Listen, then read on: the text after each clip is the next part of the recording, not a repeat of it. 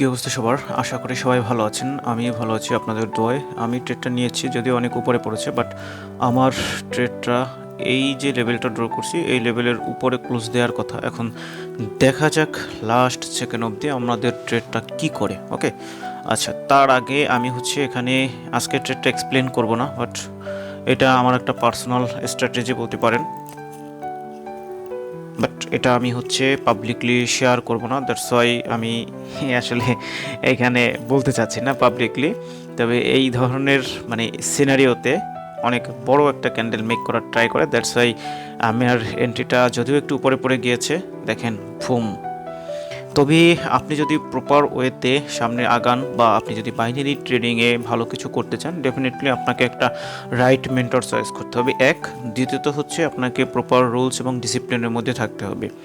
ওকে, তবে ডেফিনেটলি আপনাকে real knowledge তো থাকতেই হবে, যে মার্কেটের প্রত্যেকটা ক্যান্ডেলের ভাষা বুঝতে হবে যে কোথায় কি করতে চাইতেছে।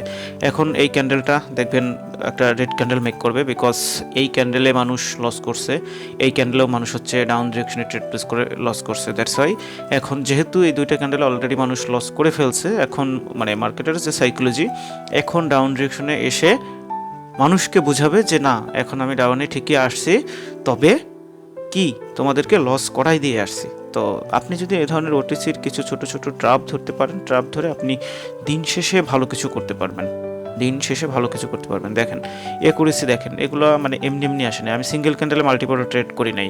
ওকে, আমি সিঙ্গেল ক্যান্ডেলে মাল্টিপল ট্রেড করি নাই।